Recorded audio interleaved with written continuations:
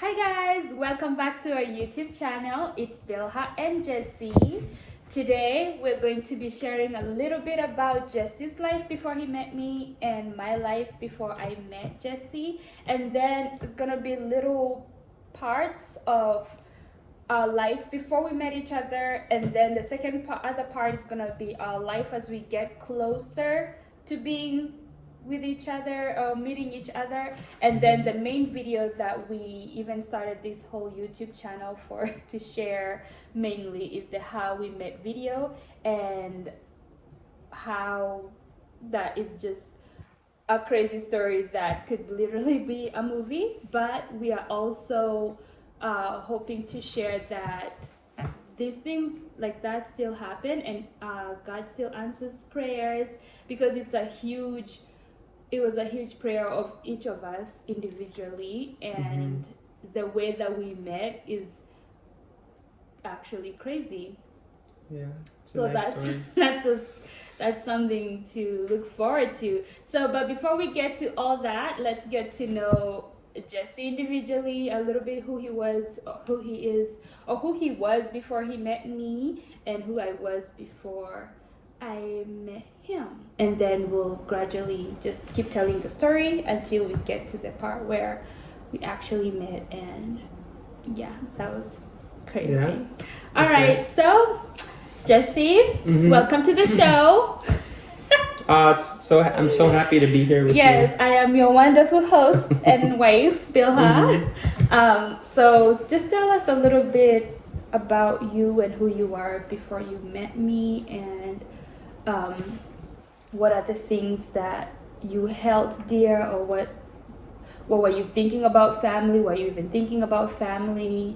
you. Okay. Yeah. Yeah. Or even where you can start, like where were you born and all that stuff. Okay. I think if I don't want it to be too long, but I'll try to just share my story. Yeah, with whoever's watching. I will start with where I was born. I was born in Butte, Montana. And then I grew up in Montana, mostly in a small town called Anaconda.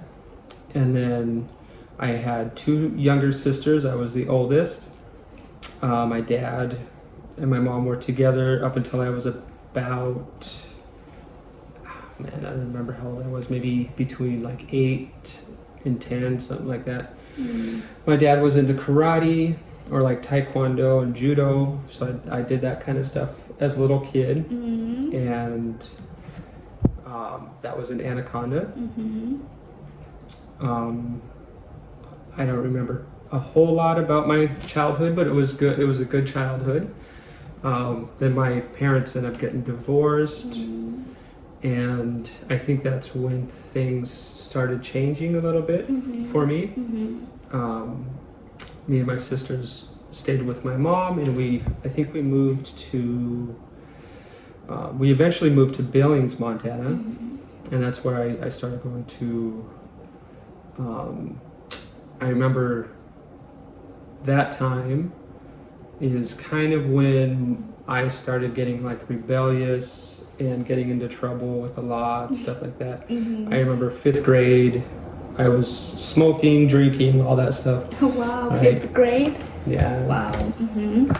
And moved around a little bit more than that. My mom ended up remarrying, and and then most of my family lives in Billings, Montana. So I had aunts and uncles there, which was good. It was good to be around family like that, and got into like motocross with my Uncle Jim and his family, and that was really cool. That was fun. And it was good for me, you know. But as I continued, my rebellion progressed. I kind of had to choose one or the other. I ended up. I smoked so much. I had asthma. I couldn't breathe. Like I couldn't finish like 2 laps without having an asthma attack. Yeah. And then one thing led to another. Like I think at 15 years old, I dropped out of high school, and I would work, but I was also just partying all the time and just doing drugs and breaking into places, and the police would take me home a couple nights a week. I think my parents ended up getting to know a couple of the police officers. Yeah. And that just continued on until I was about 18 years old. And when I was 18, I think it was in early March, I got arrested and went to jail for the first time. And that whole thing is a story in its own, but I think that's kind of where I'll start my story, right? So before I went to jail, me and a friend of mine, we did some hallucinogenic drugs, and I had a really bad experience. And I remember it was so real. Like me and my buddy, we were seeing the same thing, and it was demonic and stuff. And I didn't really believe in that kind of stuff. I didn't believe in, but then it became real. It became very real. And I had this overbearing feeling of evil in the room, and it was after my soul and all this stuff. And I remember I ran to the bathroom. I was at my buddy's house, and I just cried out to God. I was like, God, help me. And immediately, that evil presence went away, and I could feel this peace and this light. And I was like, to me, it was amazing, because I was like, whoa, God is real. I always believed he was real, but it was now I'm experiencing something. I'm experiencing this peace and stuff. He's answering my prayer. He hears me.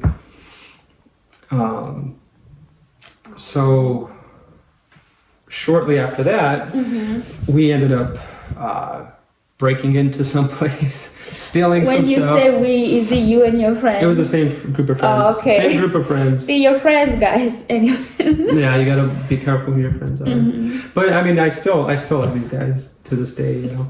I just don't let that kind of stuff influence me anymore.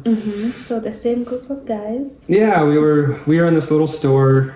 It was a youth hangout place where you play pool and all that kind of stuff. But they left one of their office doors open, and we were just let's just walk in. We walked in there. My buddy stole some company checks and stuff like that. Went home. He hacked into their website. Oh. Got all this information, and we had this great idea to forge a bunch of business checks, payday checks, right? And I just so happened to look like one of the guys that worked there. This terrible idea. Just to be clear, it was not a great idea. Anyway. Right, and seemed like it at that time. It seemed like a great idea.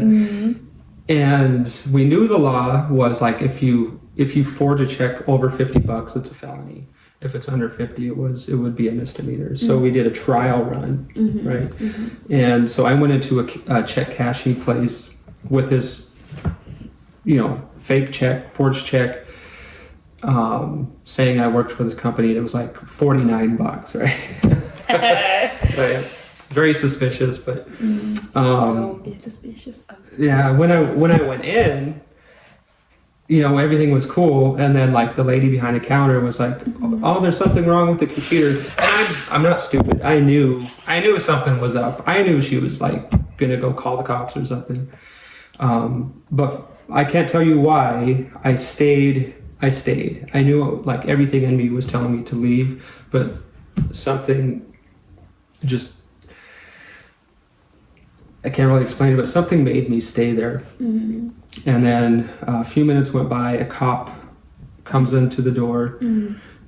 As soon as I see him, I walk out of the building. He comes behind me, throws me up on the police car, kind of roughs me up a little bit. and I went to jail. For the first time in my life, I went to jail. Wow. And the thing that I wanted to mention was before I went in, I prayed thinking God is going to answer my prayer because like God is real, like he actually answers prayers and stuff. So I actually prayed. I was like, God, let us, let this work out because this will be never-ending paychecks, right? Stealing? No. Right, but I didn't know. I didn't really grow up in church. I didn't know. My mind at that time was just like God answers prayers, so He's going to answer this prayer. And so I went to jail. First time there, it was one of those. It was like an open room where there's like 60 other beds. You just have the concrete blocks that separate the beds and stuff like that. I ate good while I was there. There was 3 meals a day, 3 square meals a day. I recognized a lot of people in there, which was it was interesting. And very boring. I was very bored. I didn't have my drugs. I didn't have the activities that I was so used to doing. So I was extremely bored. So I decided I'd go and check out this bookshelf that had all these books on it. And I read one. It was short. It was like maybe 100 pages or something. But I enjoyed it. So I was like, wow, this was really good. And then I went back and grabbed a whole stack of books. And what happened next is one of those books started speaking to my life very personally. And it was talking about how miracles happen every day in people's lives, and some of the stories that he was sharing were people like on 9/11, people that didn't make it to work that day, just these little miracles that saved people's lives, and there was no explanation behind it. And it made me look back on my life and I should have died that day. I should have died that day, or something really bad should have happened that day. And it's something that seemed miraculous would happen that prevented me from dying that day, or something bad happening that day.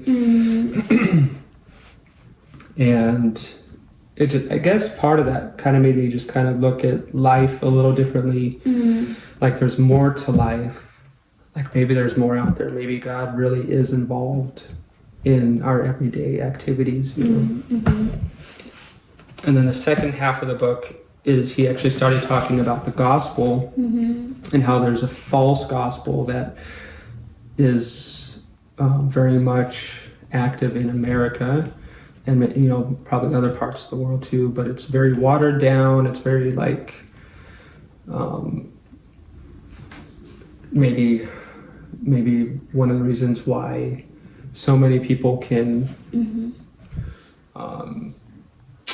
claim to be Christians or think they're Christians and things like that, but they have no idea who Jesus is, So the things he was saying were the things I had heard previously in life, and I thought I was a Christian, I thought I believed in God, because he basically said if you just believe in Jesus, you believe in a child believes in Santa Claus, then that's all you have to do. And, you just say a little prayer and you get this magic ticket that gets you to heaven when you die, That was the kind of thing I heard growing up. But then he started quoting Jesus, and when he was quoting Jesus, time stopped. And I felt the presence of God again. And this time, it was Jesus was drawing a line in the sand, and he was saying, you can continue living your fairy tale lifestyle or whatever where you're deceived, and the end of that road is destruction. Or you can follow me, the truth. And I knew he was the truth because it was I was standing before the one who could see right through me, and I could tell, he's the one that created me. He's the one I'll have to answer to. And in this book, the guy was saying, you know, Jesus doesn't want you to just go to church every Sunday and be a good religious person. And he's like, Jesus doesn't care about those things. It's like Jesus wants you. You know, he wants you as a person. He wants all of you. He wants your failures, your hopes, your dreams. He wants your future, your past. You know, he wants the whole package. And the scriptures that really stuck out to me was when he said, you must be born again. If you're not born again, you cannot see the kingdom of God. You know, you can't even understand it. You know, it doesn't make sense to you. So I said yes in that moment. I said, yes, Jesus, I give you everything. You know, I give you all of me. And that's what he wanted, you know. And that night, there was a minister that came in and held a little meeting. I went to the meeting. I prayed with him, you know, like the sinner's prayer, whatever, like, Jesus, come into my heart, forgive me of my sins. But then after the meeting, I had this strong conviction come over me, like I was missing something, like there was more that was supposed to happen but didn't happen. And I felt this strong urge to go walk up to somebody, and that was also in that meeting, and just confess, like say something to them. Like, in growing up, I'd always been very withdrawn, very hidden. I didn't share my thoughts and feelings with people. I was just very, you know, closed off. And so it was hard. It wasn't easy to open up to this guy. It was like I felt like I had to overcome this hurdle of fear, right? So when I just walked up to this guy and said, look, I know I prayed that prayer back there, but I felt like I didn't get saved, you know. And the moment those words left my mouth, it was like heaven opened up, and I had this flood of love and peace just wash over me. And something happened inside of me where I felt like, you know, the born again experience, you know, like something happened, the lights went on, and something inside me came alive, you know. And I don't even remember what the guy said to me. I was just like basking in all this joy and love that was coming from God, directly coming from God.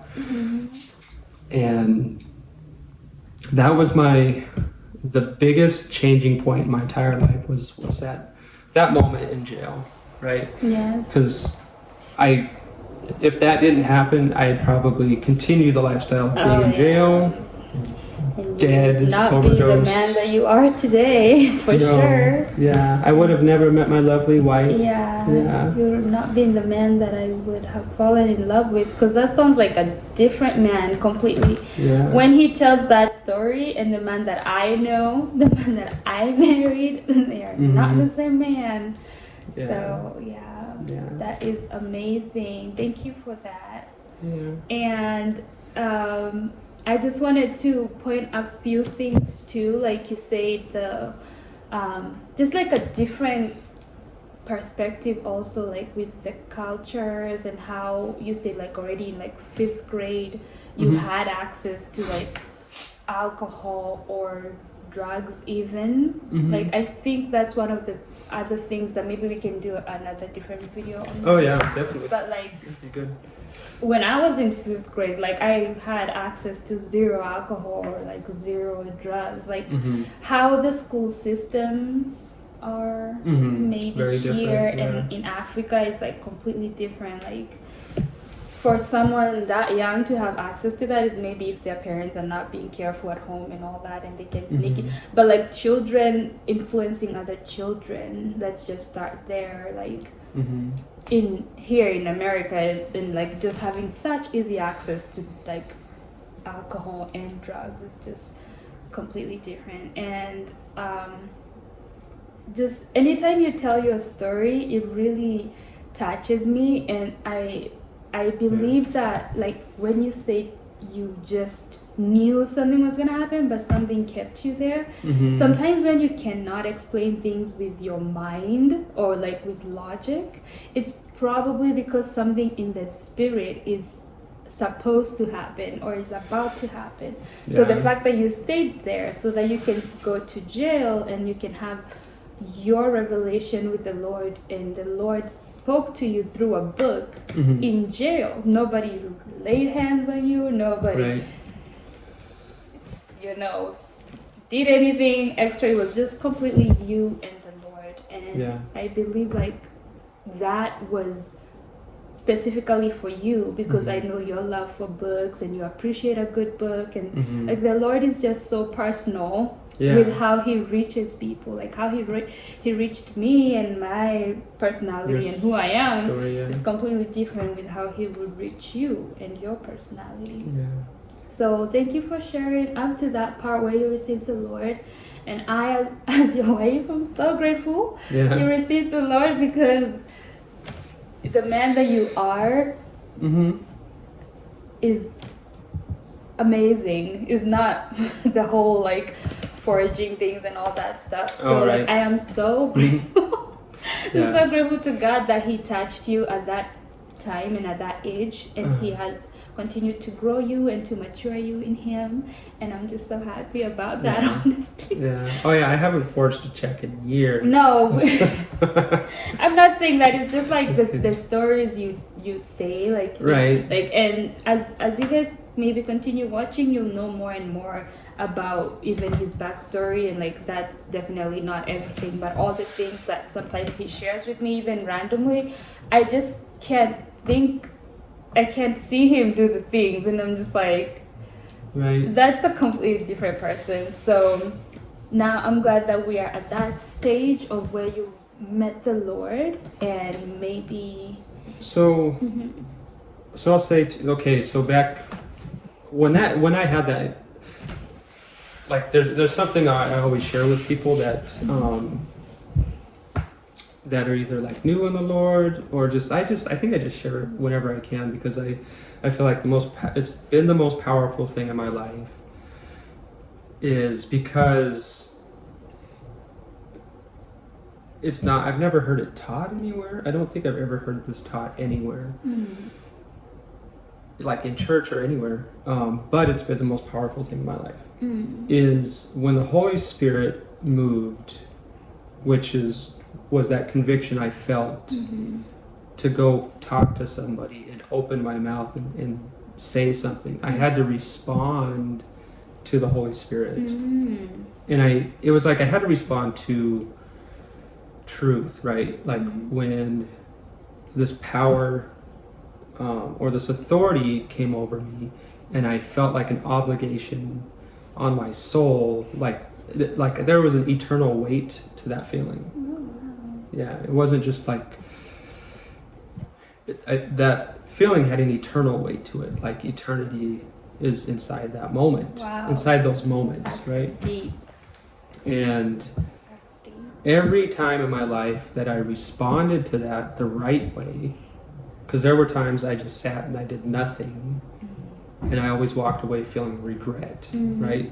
But when I said yes, and I, whether it was like could be like an altar call, or it could be like go and tell somebody something, share what's going on inside of you right now, those were the moments in my life that were had the most dramatic change, where I got the most freedom, was healed, was had a closer walk with Jesus, or delivered from something. It was those moments that I responded to, and I said yes, and I did something about it. Wow. So I just wanted to share that, because that's if I didn't do anything, the Lord, I believe I still would have been saved, or the Lord still would have made sure. Yes. Yeah. But because I did respond to it, I got filled with the Holy Spirit. I had power. I became a new man just like that. Wow. Wow. just like that. And I love that. I had a hunger for the Word. I could not put the Bible down. Everything I was reading would it would seem like something would happen in my life or like that day or something, and then I would go read it in the Bible and I'm like, oh my gosh, like this is it's in the Bible. What's happening to me is in the Bible, you know? Yeah. Yeah. And the other thing that you always say that you felt like almost upset, like why did nobody share this with me? Like Oh, yeah. the actual truth of the gospel. Right. And you are upset I was that mad, nobody would share this with you. Why would Mhm. nobody tell me that this is real? This actually happens. It's happening. It's real. It was the movie The Matrix. The first Matrix, that's exactly what happened. It was like I chose the right pill, you know, and then the blinders came off and I Mhm. saw reality. Wow. I saw that everything is meant to deceive you, everything is meant to keep you from knowing God, everything is meant to keep you from walking with God and having a relationship with Him. And I literally saw it everywhere, you Oh, know. wow. And it was like the veil was, you know, Take Here's- it out. here's the Wizard of Oz. He's not who he says he is, you know. Wow. Um, Wow. That's amazing. but I'll try to make it more short from this point to where Mhm. before we met. Oh yeah, because there's a lot of details. Yeah, I don't want to go through everything. Yeah, so I think that was a really good. I think you touched on all the highlights, and as maybe you guys watch us more, we will maybe be giving more random points here and there. But I appreciate the way that you've actually even told that story, because the main highlights of who he was before he met the Lord, I think is a good juncture to stop. And then after he met the Lord, from when he met the Lord to his walk with the Lord, up to when the Lord is leading him to me, might be another section. And then I'll have my own section of before I met the Lord to where I met the Lord, and then Okay. from when I met the Lord to when I was really close to meeting him, and then we'll do the Yeah, you got to hear how we met. 'Cause that's it's fun. It's like a storybook thing that it's like a movie. the Lord wrote that story. You know, when Yeah. sometimes people say like truth is stranger than fiction, like it could be a movie, a Hallmark movie, or any movie. Like, how does that even happen in real life? It's kind of like a real life story. Mhm. So yeah, so I think for this video we'll do the next one, which will see you right back, because we already see we're at 28 minutes, and I can tell maybe my part of the story before I met Jesse or before I met the Lord, and maybe a little bit after, and then after that we'll do one more where it's like a segue into like the how we met video. So guys, thank you so much for watching, and I hope that you watch the next one, which is going to be more of my story and who I am a little bit, and how I was raised, and Right. my little life story before I met the Lord, before I met Jesse. Yeah. Just kind of like what he did, but like on my part, and sharing our lives, so you know at least a little bit more about who we are before. Yeah. I like how it's we working met. out. You got Yeah. your path, my path, your path, and Yeah. then we come together. Yeah. So yeah, that's perfect. His path, my path, we come together. Yeah. So we're just gonna explain a little bit more of who we were, and then Yeah. And hopefully it ministers to some people out there. You know, Yes. us just sharing our stories. Mhm. Yeah. that's actually what we are hoping most of. Yeah. We do want And to it'll have be fun. Yeah, we do want to have fun, and we want to do this Mhm. and do that, but we want to actually bring hope. We want to actually bring joy. We want to somebody to say that like that's a crazy prayer. That was a crazy way that the prayer was answered. God still does this kind of things. And that's the Yes, point, is he it can does. happen. Yeah, it can happen to you, like it can happen to any single person. That's Yes, watching this. yes. And we're just so glad to share what the Lord has done for us, and Yeah. share our story, and bring hope, and that the Lord answers prayers in crazy ways still. Oh, you look beautiful, by the way. Baby. That was not random at all, but thank you. Mm-hmm. Thank you, babe. You look nice too. Thank Anyways, so yeah, please watch the second part of this, which is gonna be my story, and we don't want to take it too long. It's already at 30 minutes. So thank you so much, and God bless you guys. Bye. Thank you so much for watching, guys. Please don't forget to subscribe, like, and hit that notification button. Thank you for watching. We'll see you on the next one. Bye.